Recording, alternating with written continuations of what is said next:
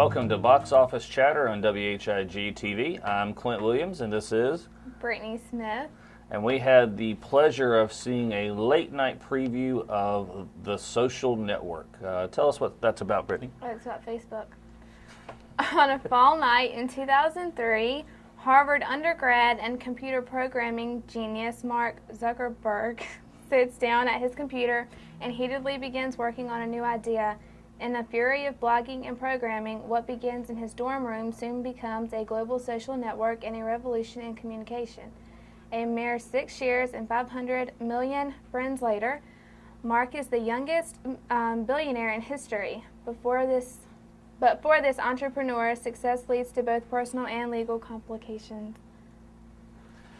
So there you go. That's the synopsis. One of the posters for this movie says, when you make 500 million friends, you're bound to make some enemies along the way. And I think that's an apt description of what this movie is about.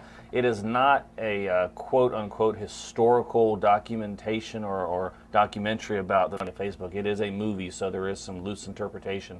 But it is, for the most part, how Facebook was created and the people who Mark Zuckerberg borrowed and remixed and mashed and hashed his ideas into. What was your impressions? Well, I've never been a fan of Facebook. I don't have one. I never have. I don't want one. But I've never had anything against it, and I think after watching this movie, I'm a little bit against it. Well, you have a MySpace page. You have I done. don't have MySpace. Well, all I have is Twitter. Well, Country Cafe has a page as well. Didn't you used to have a MySpace page for Country Cafe? Not that I know of. Oh, okay. Well, I thought you did. I didn't support MySpace either. All right. Well, nonetheless, the movie was very interesting. Mark Zuckerberg, as portrayed in this film by Jesse Eisenberg, and he's one of my, favorite up-and-coming young actors in the world. He was in another one of my favorite movies, Zombieland, as well as Adventureland. And he plays Mark Zuckerberg as this kind of hyper, intelligent computer geek guy. And it's the interesting, ironic dynamic is he's all alone. He has 500 million friends on the internet, but in real life, he seems to be a very lonely kind of guy. And I can see why. Because he is a little bit of a jerk to some degree, but he's not an outright jerk necessarily.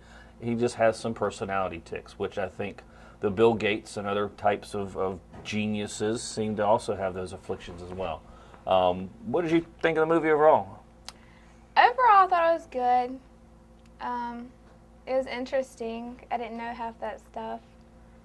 And I think what's interesting is this was just 2003. I mean, that's 7 years ago, which isn't that very long ago, and yet we're talking about 500 million people who are on his business, and he's a billionaire. Other interesting aspects of the movie are some of the other stars in it.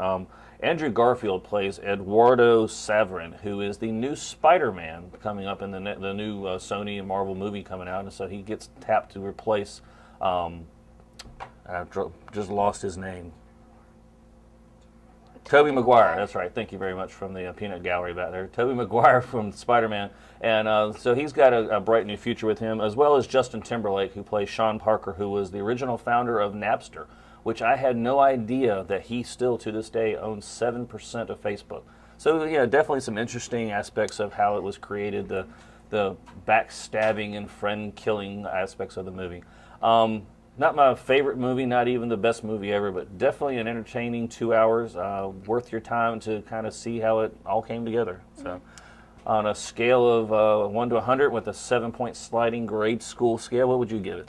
About an 87, 86. Okay, I was going to give it an 89, so we're not too far apart on that.